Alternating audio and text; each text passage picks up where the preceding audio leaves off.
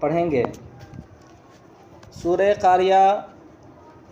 اس میں یہ سورہ مکی سورہ ہے، یعنی اس سورہ کا نزول مکہ مکرمہ میں ہوا ہے۔ اس کے علاوہ اس سورہ میں 1 رکوع، 8 آیتیں، 36 کلمے اور 152 حروف ہیں۔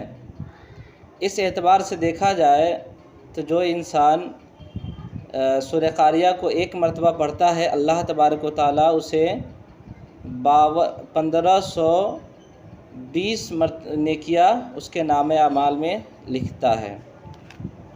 سورہ قاریہ کا انشاءاللہ تبارک و تعالیٰ بیان کریں گے۔ سب سے پہلے ہم سورہ قاریہ کا ترجمہ دیکھ لیں گے کہ سورہ قاریہ کا ترجمہ ہے کیا چیز۔ سورہ قاریہ میں 2 مضمون بیان کیے گئے ہیں۔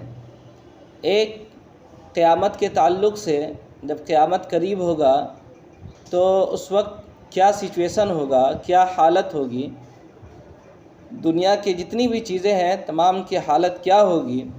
اس کے بعد جب قیامت قائم ہو جائے گا تو پھر لوگوں کے نامہ اعمال کا کیا ہوگا۔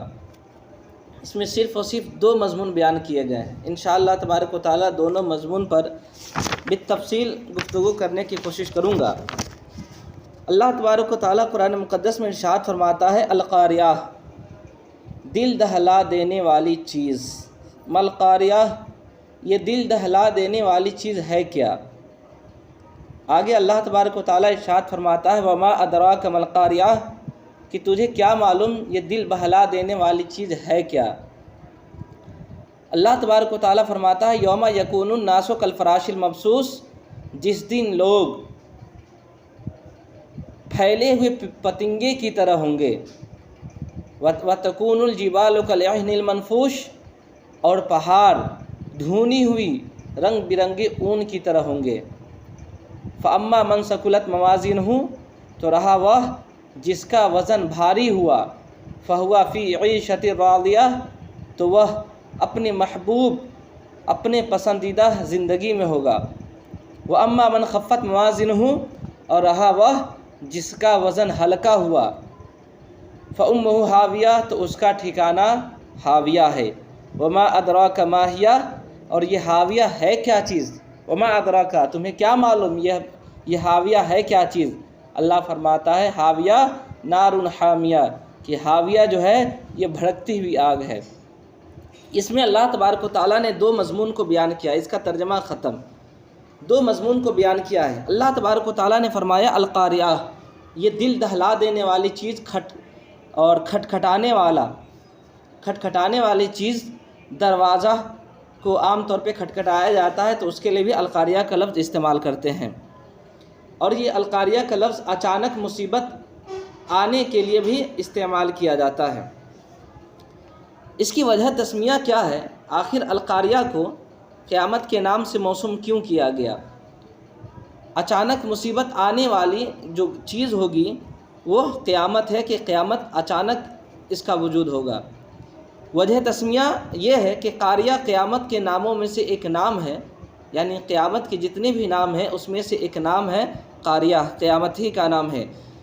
جب قیامت کے دن حضرت اسرافیل علیہ السلام سور پھونکیں گے تو اس سور پھونکنے کی وجہ سے ایک زبردست طریقے سے چنگھاڑ کی آواز پیدا ہوگی۔ اس چنگھاڑ کی آواز کی وجہ سے تمام لوگوں کے دل دہل جائیں گے اور وہ انسان مر جائے گا۔ اس وجہ سے اس کا نام قاریہ، یعنی قیامت کا نام قاریہ رکھا گیا۔ اس کے علاوہ قاریہ کا نام، قیامت کو قاریہ اس وجہ سے رکھا گیا کہ جب قیامت آئے گی تو سورج، چاند، زمین، آسمان، سمندر، پہاڑ، جتنی بھی چیزیں ہیں تمام کی تمام چیزیں ریزہ ریزہ ہو کر کے ہوا میں اڑنے لگیں گے، جس کی دھنک اور جس کی آواز کی بنیاد پر گرجدار آواز پیدا ہوگی، اور جس گرجدار آواز کے پیدا ہونے کی بنیاد پر جب پہاڑ، زمین، آسمان، ہر چیز ہوا میں اڑیں گے ٹکڑے ٹکڑے ہو کر کے، تو جو آواز پیدا ہوگی اس آواز کو سن کر کے انسان کا دل دہل جائے گا اور وہ انسان مر جائے گا۔ اس وجہ سے قیامت کا نام قاریہ رکھا گیا۔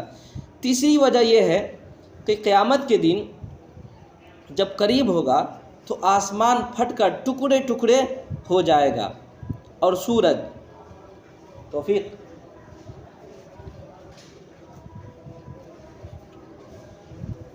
قیامت کے دن جب آسمان پھٹ کر کے ٹکڑے ٹکڑے ہو جائیں گے، آسمان بھی پھٹ جائیں گے۔ اب یہاں پر ایک مسئلہ آپ سمجھ لیں کہ دنیا میں جتنی بھی چیزیں ہیں، چاہے وہ آسمان ہو، زمین ہو، آدمی ہو، انسان ہو، جتنی بھی چیزیں ہیں، یہ تمام چیزیں ایک نہ ایک دن فنا ہو جائے گی۔ باقی رہنے والی ذات صرف اللہ تبارک و تعالیٰ کی ہے۔ تو یہ تمام چیزیں، زمین، آسمان، پہاڑ، ہوا وغیرہ، تمام کے تمام چیز ختم ہو جائے گی، تب جا کر کے قیامت کا وجود ہوگا۔ اور یہ جتنے پہاڑ دیکھ رہے ہیں، آسمان ہے، زمین ہے، یہ تمام زمین وغیرہ تمام کے تمام ایک نہ ایک دن ختم ہو جائیں گے۔ اس آیت سے پتہ کیا چلا کہ القاریہ جو دل دہلا دینے والی چیز ہے، یہ دل دہلا دینے والی چیز کس وقت ہوگی؟ کہ جب کائنات کی ہر شے ٹوٹ کر کے ہوا میں بکھرتے ہوئے نظر آئیں گے، اور اس بکھرنے کی وجہ سے جو آواز پیدا ہوگی، اور اسی کا نام قاریہ رکھا جاتا ہے۔ اور یہ تمام کے تمام چیز قیامت کے قریب قیامت جب قائم ہوگی تو تمام کی تمام چیز فنا ہو جائے گی۔ بعض مفسرین یہ کہتے ہیں کہ قیامت اپنے ہولناک امور کی وجہ سے، کیونکہ قیامت جب قریب آئے گا تو ہولناک امور اس وجہ سے ہوگا کہ جب آدمی دیکھیں گے کہ آسمان ٹکڑے ٹکڑے ہو کر کے بکھر رہا ہے، پہاڑ ٹکڑے ہو کر کے یہ ہوا میں اڑ رہا ہے نا، بڑی بڑی عمارتیں یہ دنیا میں اڑ رہے ہیں، تو یہ جب ہولناکی جو پیدا ہوگی، اس ہولناکی کی وجہ سے لوگوں کے، کفار کے دل پر اور اللہ تبارک و تعالیٰ کے دشمنوں کے دل پر جو ضرب شدید پڑے گی، اس ضرب شدید کا نام قاریہ رکھا گیا۔ چوتھا قول یہ ہے، بعض مفسرین یہ بھی فرماتے ہیں کہ حضرت اسرافیل علیہ السلام کی آواز کی وجہ سے قیامت کو قاریہ کہتے ہیں۔ کیونکہ جب وہ سور پھونکیں گے تو ان کی سور کی آواز کی شدت سے تمام مخلوق فنا ہو جائے گی۔ آگے اللہ تبارک و تعالیٰ القاریہ کا بیان، تفسیر ختم۔ آگے اللہ فرماتا ہے مل قاریہ، کہ یہ دل دہلا دینے والی چیز اور کھٹکھٹانے والی چیز ہے کیا؟ وما ادراک مل قاریہ، اور تجھے کیا معلوم کہ یہ دل دہلا دینے والی چیز ہے کیا؟ یہاں پر دیکھیے، یہاں پر ایک مسئلہ میں بتا دوں آپ کو۔ اللہ تبارک و تعالیٰ نے کیا کہا؟ وما ادراک مل قاریہ، کہ تمہیں کیا معلوم کہ یہ قاریہ ہے کیا چیز؟ یہ اس وجہ سے کہا گیا کہ اللہ تبارک و تعالیٰ کا علم، صرف اللہ تبارک و تعالیٰ کا علم کیا ہے؟ یہ ذاتی ہے۔ یہ عقیدے کا مسئلہ آپ سماعت کریں۔ صرف اللہ کا علم کیا ہے؟ ذاتی ہے۔ اور اللہ کے علاوہ جتنے بھی لوگ ہیں، انبیاء کرام، رسولان اعظام، جتنے بھی لوگ ہیں، یہ تمام کے تمام لوگ کیا ہے؟ یہ ان تمام لوگوں کا علم یہ عطائی ہے۔ اس کے علاوہ اللہ تبارک و تعالیٰ نے فرمایا وما ادراک مل قاریہ، کہ تمہیں کیا معلوم کہ یہ دل دہلا دینے والی چیز ہے کیا؟ کہ یہ دل دہلا دینے والی چیز ہے کیا؟ تو یہ اس وجہ سے کہا گیا کہ جس طریقے سے آپ کو میں یہ کہوں کہ آپ کو کیا معلوم کہ یہ کام ہے کیا، ٹھیک ہے؟ تو اس میں دو چیز، ایک چیز کیا ہوتا ہے، اس وجہ سے کہا جاتا ہے کہ انسان کو کچھ پتہ نہیں ہوتا ہے، انسان کو کوئی چیز پتہ نہیں ہوتا ہے، لیکن جب انسان اس کو بتا دیتا ہے تو بتا دینے کے بعد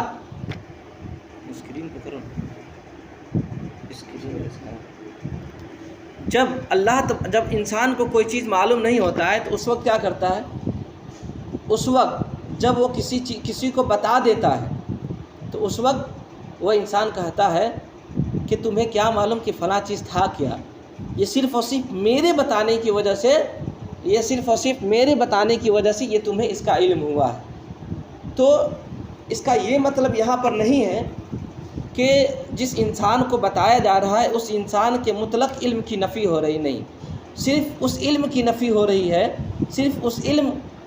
رہی ہے کہ انسان کو وہ چیز پتہ نہیں تھا، لیکن ہم نے اب بتا دیا ہے تو اب اس کو معلوم ہو گیا ہے۔ جیسے مظفر پور جانے کا راستہ مجھے معلوم نہیں ہے، لیکن آپ نے ہمیں بتا دیا اور مظفر پور ہم پہنچے اور آپ بھی مظفر پور پہنچے، اس کے بعد آپ یہ کہیں کہ ارے تم کو کیا معلوم کہ مظفر پور کا راستہ کیسے راستہ کیا ہے، کیسے راستہ ہے؟ یعنی ہم نے بتایا تب تو جانا۔ اسی طریقے سے اللہ تبارک و تعالیٰ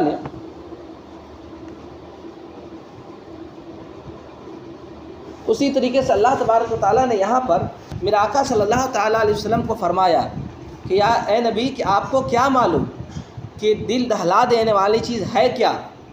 یعنی پہلے آپ کو نہیں معلوم تھا، لیکن اے نبی ہم نے اب بتا دیا تو ہمارے بتا دینے سے آپ کو اس کا علم ہو گیا۔ ٹھیک ہے؟ اچھا، یہاں پر ایک اور مسئلہ سمجھ لیں کہ قیامت کے دن جو دہشت ناک امور واقع ہوں گے، ہے نا، جو جیسے کہ تمام چیزوں کا فنا ہو جانا، اس کا علم صرف اور صرف اللہ تبارک و تعالیٰ کو ہے۔ ٹھیک، لیکن اللہ تبارک و تعالیٰ کے بتا دینے سے یہاں پر یہ مسئلہ چلا کہ اللہ تبارک، اے جنید میوٹ کرو کال، جنید کال میوٹ کرو، کال میوٹ کرو، کال میوٹ۔ تو اللہ تبارک و تعالیٰ نے، اللہ تبارک و تعالیٰ کے علاوہ کسی کو اس کا علم نہیں کہ دل دہلا دینے والی چیز کیا ہے، قیامت کی نشانیاں کیا ہے، لیکن ہاں اللہ تبارک و تعالیٰ نے جب بتا دیا تو اللہ کے بتا دینے سے میرے نبی کو بھی اس کا علم ہو گیا۔ یہاں پر صرف اور صرف قیامت کی ہولناکی کے علم کی نفی ہے، میرے آقا کے علم کی مطلق نفی نہیں ہے۔ اللہ تبارک و تعالیٰ نے میرے آقا صلی اللہ تعالیٰ علیہ وسلم کو ہر چیز کا علم دے دیا تھا، یعنی وما کانا وما یکون، یعنی جو کچھ ہونے والا تھا اور جو کچھ ہو گیا، ان تمام چیزوں کا علم اللہ تبارک و تعالیٰ نے اپنے نبی صلی اللہ تعالیٰ علیہ وسلم کو دے دیا۔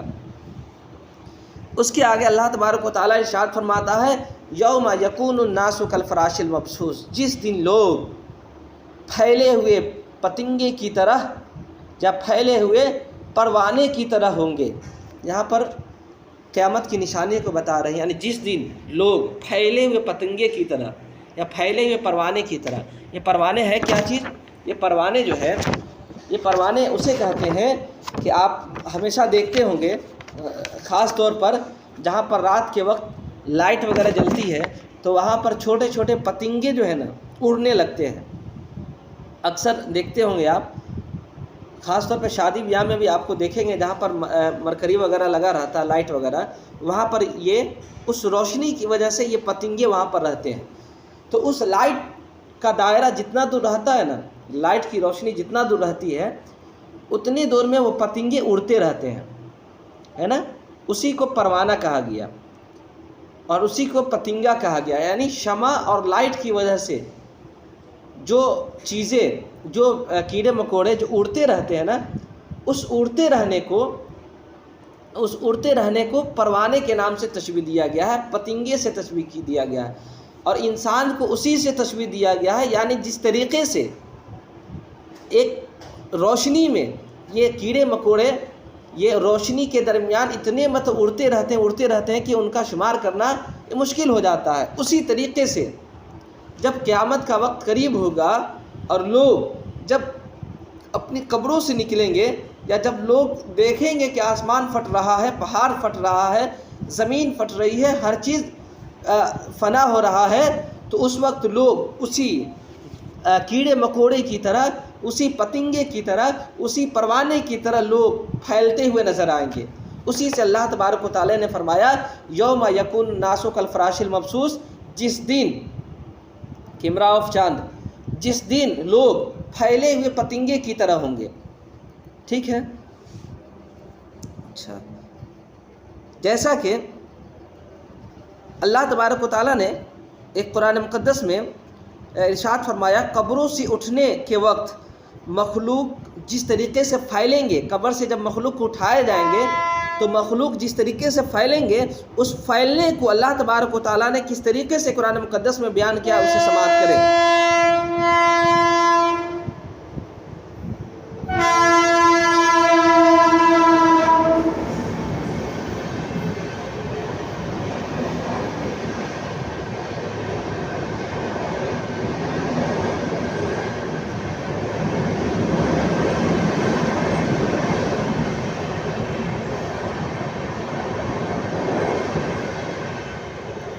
تو اللہ تبارک و تعالیٰ سورہ قمر میں 6 سے 7 نمبر کی آیت میں اللہ تبارک و تعالیٰ ارشاد فرماتا ہے یوم یدعو الداعی الی شیء نکور خش عن ابصارہم یخرجون من الاجداث کأنہم جراد منتشر، یعنی جب بلانے والا پکارنے والا جب ایک نامعلوم شے کی طرف بلائے گا تو لوگ اپنی آنکھوں کو جھکاتے ہوئے، اپنی نظر کو جھکاتے ہوئے اپنی قبروں سے نکلیں گے، اس طریقے سے نکلیں گے جیسے قبروں سے یوں نکلیں گے گویا کہ وہ پھیلی ہوئی ٹڈی ہے۔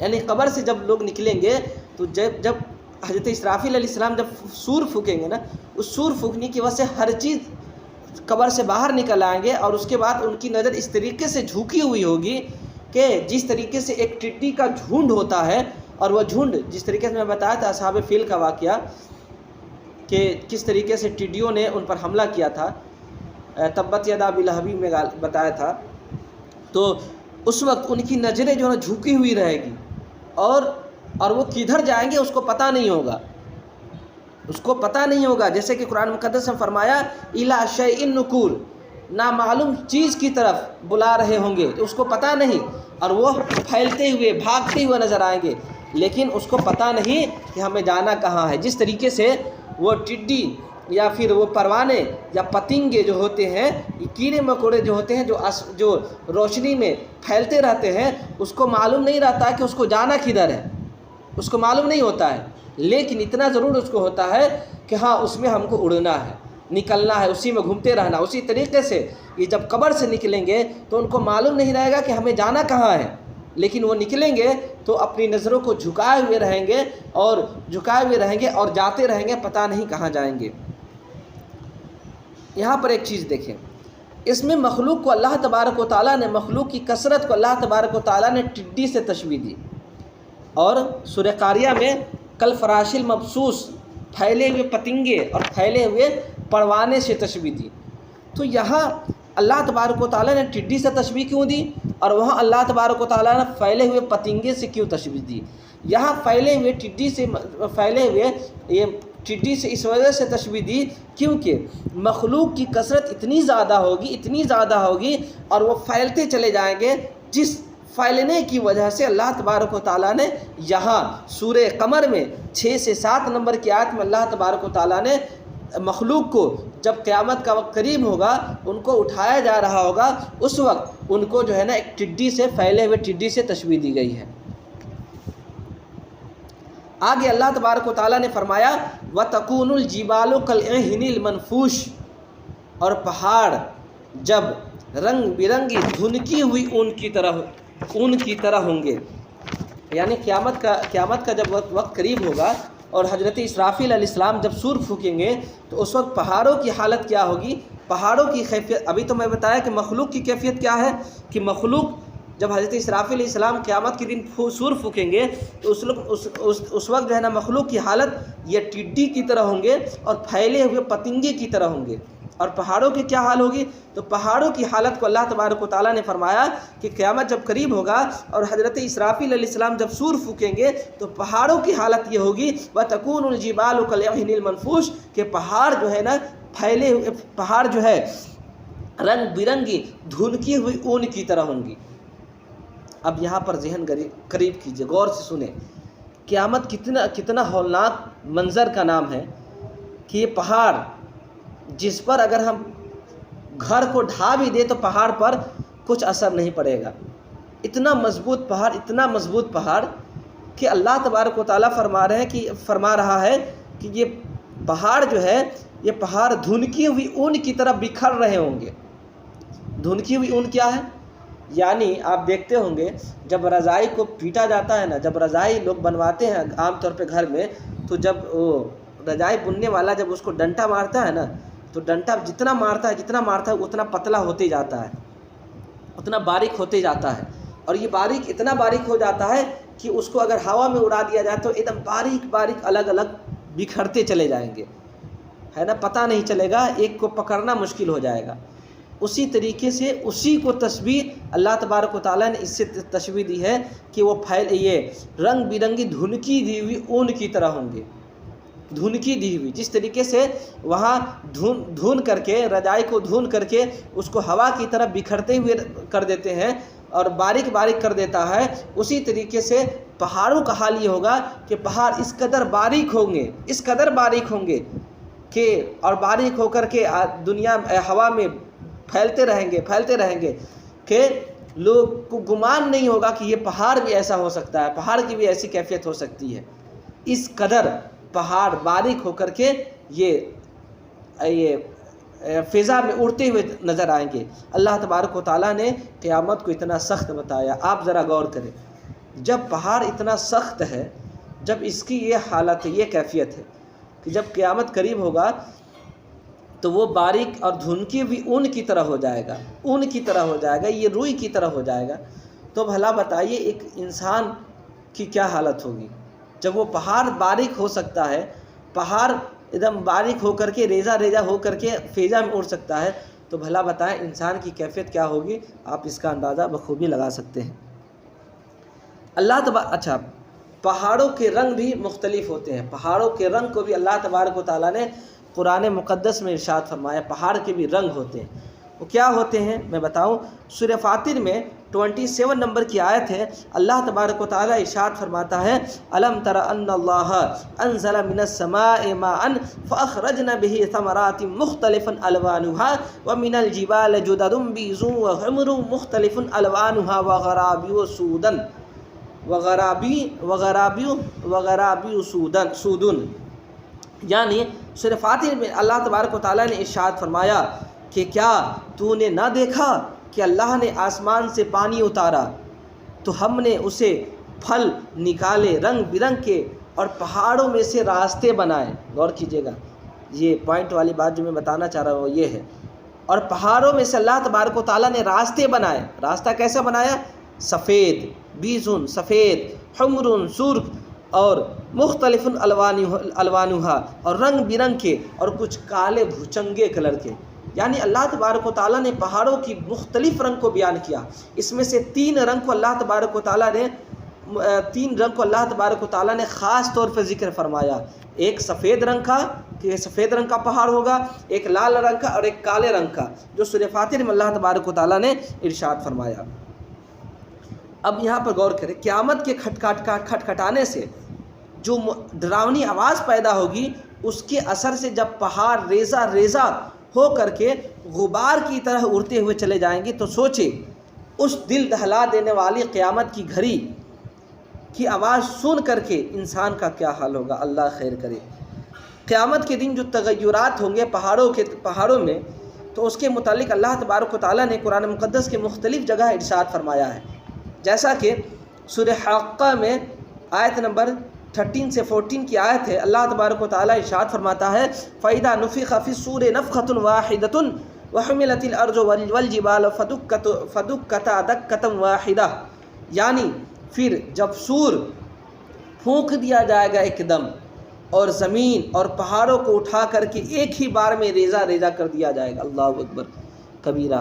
اللہ تبارک و تعالیٰ فرما رہا ہے کہ پہاڑ اور زمین کو ایک بار میں اٹھا کر کے پھینک دیا جائے گا، جس کی وجہ سے پہاڑ غبار کی طرح ریزہ ہو جائے گا۔ اللہ اکبر۔ یہ ہے قیامت کی نشانیاں۔ قیامت جب ہوگا، جب حضرت اسرافیل علیہ السلام سور پھونکیں گے، تو یہ حالت، یہ کیفیت ہوگی۔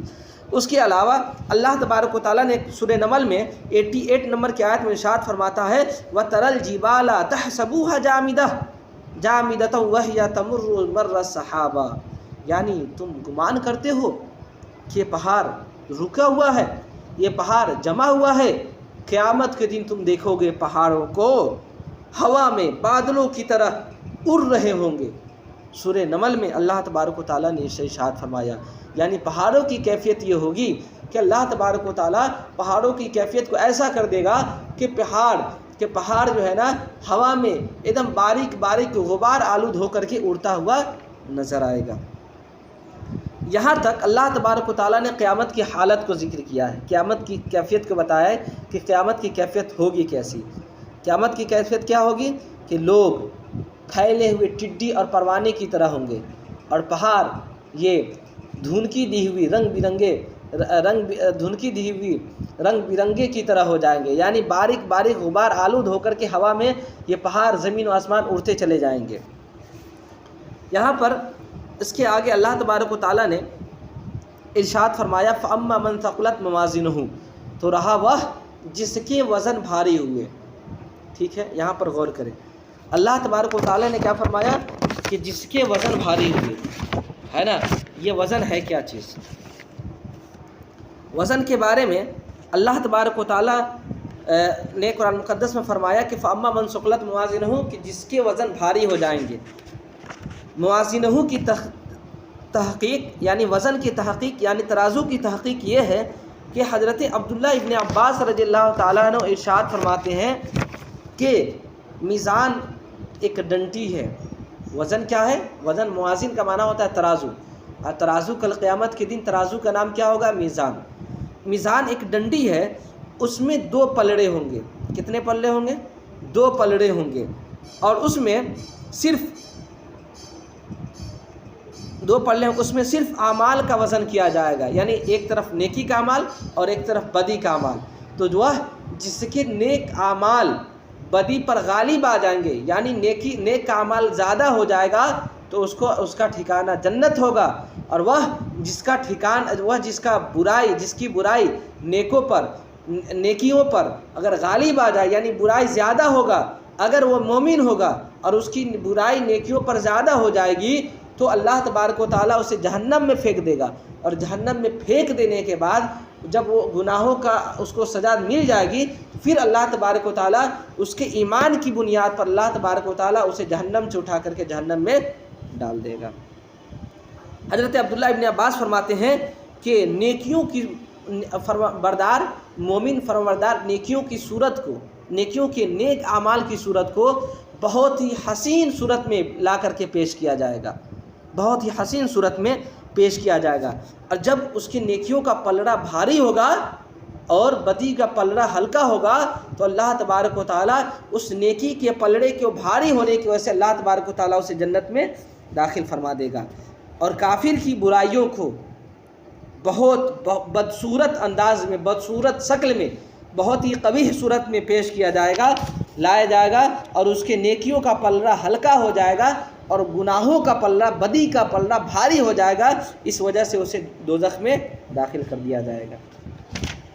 اچھا، یہاں پر ایک اعتراض ہو سکتا ہے، لوگ کہہ سکتے ہیں کہ وزن کے بارے میں کہ وزن جو ہوتا ہے یہ وزن ٹھوس چیزوں کا ہوتا ہے۔ مثال کے طور پہ یہ قلم ہے، یہ قلم ٹھوس چیز ہے، یہ ٹھوس چیز ہے، اس ٹھوس چیز کا وزن ہوتا ہے، لیکن کیا خوشی کا جو کیفیت ہے، خوشی کیا ہے؟ کیفیت ہے۔ غم کیا ہے؟ کیفیت ہے۔ احساس کیا ہے؟ یہ کیفیت ہے۔ تو کیا اس کیفیت کا وزن ہو سکتا ہے؟ کچھ لوگ اعتراض کر سکتے ہیں کہ وزن تو اس چیز کا ہوتا ہے جو ٹھوس چیز ہو، ٹھوس پدارتھ ہو، اس کا نہ وزن ہوتا ہے۔ اب آپ خوشی کا وزن کر سکتے ہیں، آپ غم کا وزن کر سکتے ہیں، آپ اپنے خوشی کا احساس جو آپ کے دل میں انگڑائیاں لے رہی ہے، کیا اس چیز کو آپ وزن کر سکتے ہیں؟ نہیں کر سکتے۔ ہاں، آپ یہ بولیں کہ ہاں مولانا صاحب، آپ سامان کو وزن کرنے کے لیے ٹھوس چیز کو جو سامنے دکھائی دے رہا ہو، اس کو وزن کرنے کے لیے آپ بولیں تو ہم کر دیں گے، لیکن یہ خوشی، یہ غم، یہ احساسات، یہ کیفیت کا وزن نہیں ہوتا ہے۔ تو بھلا قیامت کے دن یہ اعمال، یہ نیک اور بدی، یہ جو اعمال ہے، یہ ریاکاری اور غیبت، یہ جو اعمال ہے، یہ اعمال کا وزن کیسے ہوگا؟ یہ اعتراض ہو سکتا ہے، ہو سکتا ہے نا؟ ہو سکتا ہے، ضرور ہو سکتا ہے، لیکن اس کا جواب بھی سن لیں۔ اس کا جواب کیا ہے؟ اس کا جواب یہ ہے کہ ہم دنیا میں عام طور پہ دیکھتے ہیں کہ دنیا کے انسان سائنسی آلات کی بنیاد پر بہت ساری کیفیتوں کو وہ وزن کر لیتا ہے۔ مثال کے طور پر انسان کے بدن میں بخار ہو، کیا جاؤ انسان کے بدن میں اگر بخار ہو تو اس بخار کو انسان سائنسی آلات کے ذریعے سے، سائنسی اوزار کے ذریعے سے انسان پتہ لگا سکتا ہے کہ انسان کے اندر بخار ہے کیا، کتنا ہے۔ تو یہ بخار کا انسان وزن لگا لیا نا، حالانکہ بخار کیا دیکھنے والی چیز ہے، تولنے والی چیز ہے، وزن کی جانے والی چیز نہیں ہے۔ لیکن ایک انسان جب دنیا کے آلات کے ذریعے سے انسان بخار کا وزن کر سکتا ہے کہ بخار انسان کے اندر کتنا ہے، تو جب ایک انسان جو ایک مخلوق ہے جب وہ ایک کیفیات کا، ایک احساسات کا وزن کر سکتا ہے، تو جو ایک مخلوق ہے وہ کر سکتا ہے، تو جو مخلوق کا رب ہے وہ کیوں نہیں کر سکتا ہے؟ جو ایک انسان کر سکتا ہے، ایک انسان جس کی کوئی حیثیت نہیں ہے، جب ایک انسان بخار کا جو وزن نہیں کیا جا سکتا، محسوس کیا جا سکتا، کیفیت کیا جا سکتا ہے، لیکن انسان سائنسی آلات کی بنیاد پر وہ انسان اس کا وزن کر لیتا ہے، تو اس انسان کا جو رب ہے وہ بھلا کیفیات کا وزن کیسے نہیں کر سکتا ہے؟ وہ بھلا انسان کے نیک اور برائیوں کا وزن کیسے نہیں کر سکتا ہے؟ بھلا وہ اللہ تبارک و تعالیٰ انسان کے ریاکاری اور عبادت کو کیسے نہیں تول سکتا ہے؟ یقیناً تول سکتا ہے۔ جب ایک بندہ کر سکتا ہے تو بندے کا رب بدرجہ اولا کر سکتا ہے۔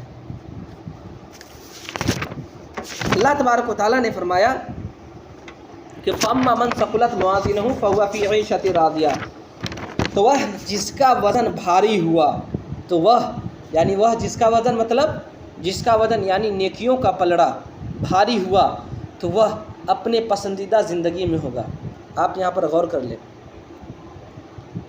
یہاں پر دیکھ لیجئے، قیامت کے دن حق کی پیروی کرنے والے جو ایمان لانے والے مسلمان ہوتے ہیں، ان کی نیکیوں کے ترازو بھاری ہوں گے۔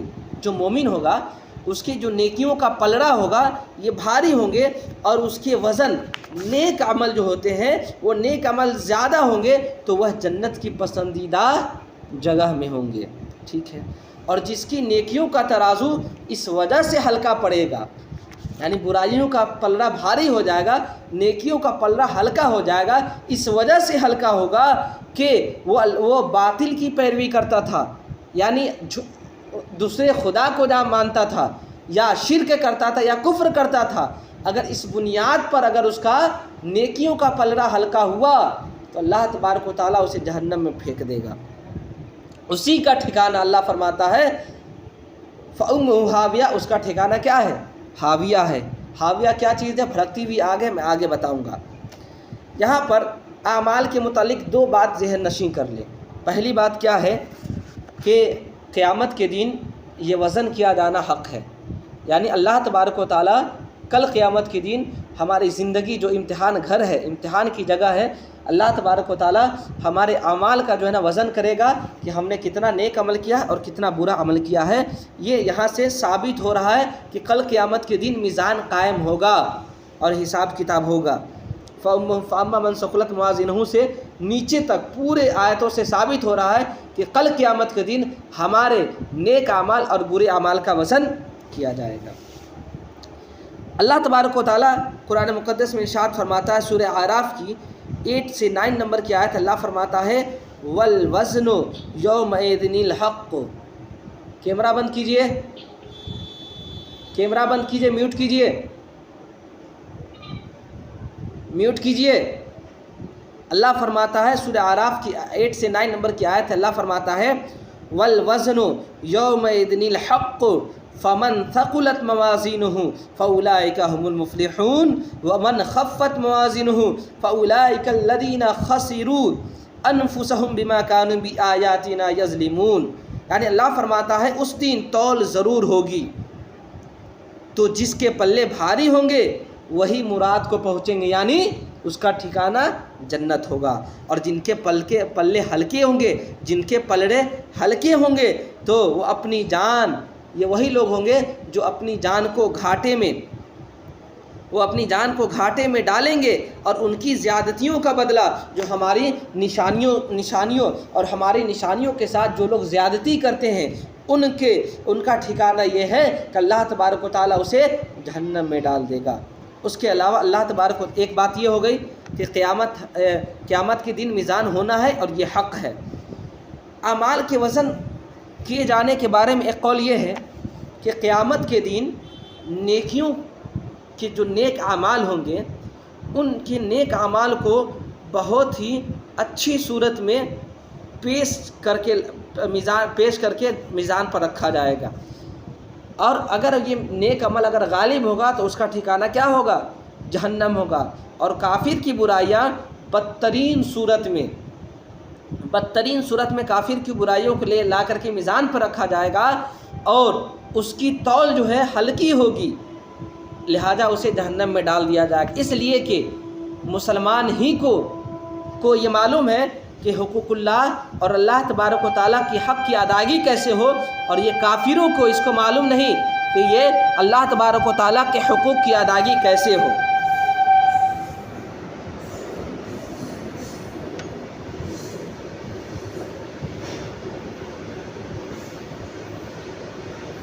اور یہاں پر ایک چیز دھیان رکھیں کہ قیامت کے دن برائیوں، یہ کافروں اور یہ مومن، ان دونوں کے اعمال کا اگر مان لیتے ہیں، ایک روایت میں یہ ہے کہ صرف اور صرف مومنوں کے اعمال کا وزن کیا جائے گا، کافروں کے اعمال کا کوئی وزن نہیں کیا جائے گا. اگر کافروں کے اعمال کا وزن نہ کیا جائے، صرف مومنوں کے اعمال کا وزن کیا جائے، تو مومنوں کے اعمال کا وزن اس لیے کیا جائے گا تاکہ جو اس نے گناہ کیا ہے اس گناہ کی سزا دی جائے. اگر اس کا گناہ کا پلڑا بھاری ہوگا اور نیکیوں کا پلڑا ہلکا ہوگا تو اللہ تبارک و تعالیٰ اسے اس گناہوں کے سزا کے لیے اللہ تبارک و تعالیٰ اسے جہنم میں ڈال دے گا. پھر مومن ہونے کی بنیاد پر اللہ تبارک و تعالیٰ سزا دے دینے کے بعد اللہ تبارک و تعالیٰ پھر لا کر کے اسے جنت میں ڈال دے گا. اور کافر اور مومنوں جس کے نیک اعمال بھاری ہوں گے، اللہ تبارک و تعالیٰ اس کو نیک اعمال کی بنیاد پر سب سے پہلے جنت میں ڈال دے گا. اور رہی بات، اللہ تبارک و تعالیٰ نے سورہ کہف میں 105 نمبر کی آیت میں اللہ فرماتا ہے فَلَا نُقِيمُ لَهُمْ يَوْمَ الْقِيَامَةِ وَزْنًا، تو ان کے لیے قیامت کے دن وزن قائم نہیں کیا جائے گا. تو میں بتایا نا کہ قرآن کو صرف ٹرانسلیٹ پڑھ کر کے انسان گمراہ ہو سکتا ہے. اب اس آیت سے اگر کوئی انسان یہ کہے کہ ان کے لیے یعنی لوگوں کے لیے قیامت کے دن وزن قائم نہیں کیا جائے گا، ایک پیسیو وائس ہے کہ قائم نہیں کیا جائے گا. آپ ذرا غور کریں، اس آیت کو دیکھ کر کے کوئی انسان سیدھے کہہ دے کہ اللہ تبارک و تعالیٰ نے فرمایا کہ قیامت کے دن وزن قائم نہیں کیا جائے گا.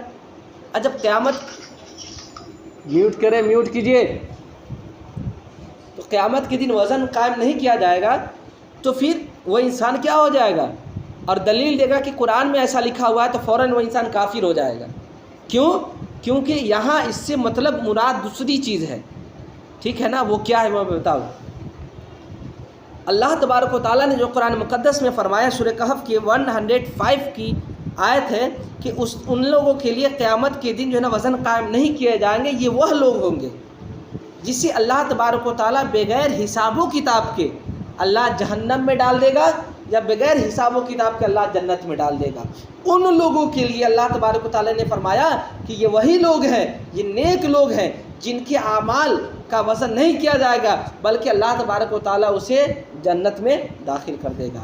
اور جو کافر ہو، جس کے پیشانی پر کفر کا دھبا لگا ہوا ہو، جس کے پیشانی پر گمراہیت اور کفر کا اور شرک کا دھبا لگا ہوا ہو، اللہ تبارک و تعالیٰ اسے فوراً اٹھائے گا اور جہنم میں پھینک دے گا. ٹھیک ہے نا؟ ان لوگوں کے لیے کہا کیونکہ اللہ تبارک و تعالیٰ جسے چاہے اسے جنت میں بھیجے، جسے چاہے اسے جہنم میں ڈالے. اللہ تبارک و تعالیٰ کی جو مرضی ہے نا. تو اللہ تبارک و تعالیٰ جسے چاہے اسے جنت میں ڈالے، جسے چاہے ان کو جہنم میں ڈالے. تو اللہ یہ دونوں آدمی کے لیے جو چاہ رہا ہے، ان دونوں آدمیوں کے چاہنے کے لیے اللہ قیامت کے دن میزان کو قائم نہیں کیا کرے گا. لیکن وہ جس کے لیے اللہ تبارک و تعالیٰ وزن کرے گا، جس کے لیے اللہ تبارک و تعالیٰ جس کے اعمال اور جس کے برائیوں کا اللہ تبارک و تعالیٰ حساب کتاب کرے گا، وزن کرے گا، ان لوگوں کے لیے اللہ تبارک و تعالیٰ وزن قائم کرے گا. کیونکہ قرآن مقدس کی بیشتر جگہوں پر یہ بیشتر جگہوں سے میزان کا ثبوت ہوتا ہے. ٹھیک ہے؟ آئیے. اچھا، مومن اور کفار کے اعمال کے وزن کی کیفیت کیا ہے؟ امام ابو منصور محمد بن محمد ماتریدی سمرقندی حنفی وزن اعمال کی تفسیر میں لکھتے ہیں کہ جن کی نیکیوں کا پلڑا بھاری ہوگا وہ تمام کے تمام مومنین ہوں گے. ٹھیک ہے، یہ پتہ کیا چلا کہ جس کے نیک اعمال بھاری ہوں گے وہ مومنین ہوں گے، یہ ان کے قول سے پتہ چلا. اور جن کی نیکیوں کا پلڑا ہلکا ہوگا وہ تمام کے تمام کیا ہوں گے؟ کافر ہوں گے. اس کی وجہ سے مومن اللہ کے حقوق کی تعظیم کرتا ہے اور کافر اللہ تبارک و تعالیٰ کے حدود کو قائم نہیں کر پاتا ہے، جس کی وجہ سے کافروں کے اعمال جو ہے نا وہ برائی ہلکے پڑ جائیں گے اور مسلمانوں کے مومنوں کے نیکیاں جو ہے یہ بھاری ہو جائیں گے. حضرت امام حسن بصری نے کہا کہ میزان کے دو پلڑے ہیں، جن میں نیکیوں اور برائیوں کا وزن کیا جائے گا، اور جس میں نیکیوں کا پلڑا بھاری ہوگا وہ جنت میں داخل ہو جائے گا، اور جس کی نیکیوں کا پلڑا ہلکا ہوگا وہ دوزخ میں داخل ہو جائے گا. ایک اعتراض سمجھ لیں. اعتراض کیا ہے کہ لوگ میزان پہ اعتراض کرتے ہیں کہ اس آیت میں اللہ تبارک و تعالیٰ نے مومنین اور کفار دونوں کا ذکر فرمایا ہے. مومنوں کے ساتھ ایمان ہوگا تو اس کی کوئی برائی، غور کریں گے آیت میں ہے کہ مسلمانوں اور کافروں دونوں کے حساب دونوں کا وزن کیا جائے گا. ٹھیک، اگر مومنوں کا حساب ہوتا ہے تو ایمان ہوگا، تو مومنوں کا جب حساب ہوگا تو اس کے ساتھ ایمان ہوگا، تو اس کی کوئی برائی جو ہے، مومن کی کوئی برائی ایمان پر راجع نہیں ہوگی. ٹھیک ہے، نہیں ہوگی. اور کافر کے ساتھ جب شرک ہوگا تو اس کی کوئی برائی نیکیوں پر کوئی برائی راجع نہیں ہوگی. تو اس کی کوئی نیکی یعنی کافر کے چہرے پر جب شرک کا دھبا لگا ہوگا تو اس کی کوئی نیکی برائیوں پر، اس کی کوئی نیکی برائی پر راجع نہیں ہوگی. اور اعتراض پھر سے سنیں. اللہ تبارک و تعالیٰ نے اس آیت میں مومن اور کافر دونوں کے حساب کے تعلق سے فرمایا کہ دونوں کا میزان وزن کیا جائے گا. تو مومن کے ساتھ ایمان ہوگا تو اس کی کوئی برائی ایمان پر راجع نہیں ہوگی، ہے نا. اور کافر کے ساتھ جب شرک ہوگا تو اس کی کوئی نیکی برائی پر راجع نہیں ہوگی، اور کافر کے ساتھ جب شرک ہوگا تو اس کی کوئی نیکی برائی پر راجع نہیں ہوگی. پھر اس کے اعمال کے وزن کرنے کا کیا مطلب؟ اعتراض تھوڑا گھجمج ہے، سیدھے سنیے کہ اللہ تبارک و تعالیٰ یہ نیک اعمال کا جو وزن کرے گا، حساب اور کتاب کس کے لیے کیا جاتا ہے؟ کہ جو اللہ تبارک و تعالیٰ کی بارگاہ میں مقبول بندہ ہو. ظاہر سی بات ہے کافر اور مشرک اللہ کی بارگاہ میں مقبول بندہ نہیں ہے. مقبول بندہ تو صرف اور صرف مومن کی ذات ہے، مسلمان ہے. یہ نہ اللہ تبارک و تعالیٰ کی بارگاہ میں قریب ہوگا. اب قریب ہوگا تو اسی اللہ تبارک و تعالیٰ اس کے اعمال کا اللہ تبارک و تعالیٰ وزن کرے گا. اور یہ کفار و مشرکین اللہ تبارک و تعالیٰ کی بارگاہ مقبول ہے ہی نہیں، تو اس کے وزن کرنے کا کیا مطلب؟ اس کے وزن کرنے کا کیا مطلب؟ اللہ تبارک و تعالیٰ ایسے ہی اسے جہنم میں پھینک دے گا؟ تو اس کا جواب سن لیجیے. اگر کافر اور کافروں کا اگر حساب و کتاب ہوگا تو کافروں کا جب حساب و کتاب ہوگا نا تو کفر کو ہٹا کر کے کافروں کا حساب و کتاب ہوگا. یعنی جس انسان کے اندر، جو انسان کافر ہو تو اس کے کفر کو ہٹا دیا جائے گا، پھر اس کے نیک عمل اور اس کی بری عمل کو وزن کیا جائے گا. ٹھیک ہے، بات سمجھ میں آ رہی نا؟ یعنی یہ کافر ہے، ٹھیک، یہ کافر ہے نا، اس کے کفر کو ہٹا دیا جائے گا، اور اس نے جو نیک عمل زندگی میں کیا اور برا عمل کیا، اس کا صرف اور صرف وزن ہوگا. اگر اس نے برا عمل کیا تو اس برا عمل کرنے کی بنیاد پر اللہ تبارک و تعالیٰ جہنم میں پھینک دے گا. اگر اس نے نیک عمل کیا، یعنی کافر نیک عمل کیا، تو اس کا بدلہ اللہ تبارک و تعالیٰ دنیا میں ہی جو نعمتیں اللہ تبارک و تعالیٰ نے جتنی نعمتیں دی ہے، اور وہ جو نیک کام کرتا تھا اور جتنی اللہ نے نعمتیں دیا، اللہ نے جتنی نعمتیں دیا، یہ تمام نعمتیں اس کے نیک عمل کا بدلہ ہو گیا. ٹھیک ہے، لہذا پتہ کیا چلا کہ کافر کی کسی بھی صورت میں بخشائش نہیں ہے. ٹھیک ہے، اگر نیک مان لیتے ہیں کافر ہے اور اس کا نیک پلڑا بھاری ہو گیا، कुफ्र को भी हटा दिए हैं, नेक पल्ला भारी हो गया तो अल्लाह तबारक व तआला इसका बदला तो पहले ही दुनिया में दे दिया, तो आखिरत में कहाँ से हिस्सा होगा? तो ऐसे ही वो जहन्नम में डाल दिया जाएगा। अगर उसने गुनाह किया, इसका गुनाह का पलड़ा भारी होगा तो अल्लाह तबारक व तआला गुनाह की बुनियाद पर अल्लाह तबारक व तआला उसे जहन्नम में डाल देगा। अगर काफिर का हिसाब व किताब होगा तो, वरना अल्लाह तबारक व तआला ऐसे ही जहन्नम में डाल देगा तो अलग बात है, ठीक है। और नेकियों का और मोमिनों का जब हिसाब व किताब होगा तो ईमान को साइड कर दिया जाएगा और उसके नेक अमल और बुरे अमल का हिसाब व किताब होगा। और नेक अमल और बुरे अमल में अगर नेक अमल गालिब आएगा और बुरा अमल कमज़ोर पड़ जाएगा तो अल्लाह तबारक व तआला इस नेक अमल की बुनियाद पर उसे जन्नत में डाल देगा। अगर ये बुरा अमल ये गालिब हुआ, ज़्यादा हुआ, भारी हुआ और नेक अमल हल्का हो गया तो अल्लाह तबारक व तआला इस गुनाह की वजह से उसे जहन्नम में डाल देगा। लेकिन ईमान की बुनियाद पर फिर सज़ा काटने की बुनियाद पर जन्नत में ला करके अल्लाह तबारक व तआला डाल देगा, ठीक है। जैसा कि कुरान मुक़द्दस में फरमाया,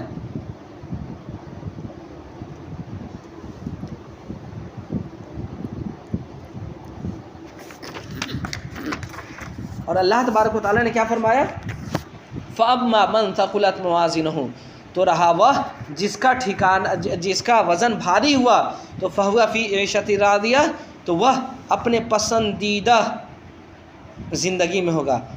ये समझ गए ना, पसंदीदा ज़िंदगी क्या है इतनी हमारी तकरीर से। और वअम्मा मन ख़फ़त मवाज़िनुहु, तो वह जिसका पलड़ा हल्का हुआ फ़उम्मुहु हाविया, तो उसका ठिकाना क्या होगा, हाविया होगा। ये हाविया है क्या चीज़? अल्लाह तबारक व तआला फरमाता है वमा अदराका माहिया, तुम्हें क्या मालूम ये हाविया है क्या चीज़? नारुन हामिया, ये हाविया जो है ये भड़कती हुई आग है। ये हाविया के बारे में आप कुछ समझ लें कि हाविया दोज़ख का एक नाम है, ठीक है ना। ये दोज़ख का सबसे निचला जो गड्ढा होता है ना, जो सबसे ज़्यादा गहरा गड्ढा होता है, उसी का नाम हाविया है ना, जिसमें अहले दोज़ख को यानी जहन्नमियों को डाला जाएगा, है ना। और एक कौल ये है कि हाविया से मुराद दोज़ख की जड़ है, क्योंकि अहले दोज़ख को मुंह के बल दोज़ख में डाल दिया जाएगा और वह दोज़ख के सबसे निचले दर्जे में हो जाएगा, है ना। इस आयत से पता क्या चला आज की तकरीर से, आज पढ़ेंगे